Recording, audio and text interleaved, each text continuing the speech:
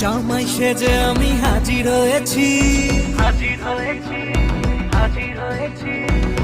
উপহার কি কি পাবো লিস্টি করেছি, জামাই সেজে আমি হাজির হয়েছি, উপহার কি কি পাবো লিস্টি করেছি। জমিয়ে খাবো আমি ইলিশ মাংস কই, খাবো আমি চেটে পুটে মিষ্টি সাথে দই।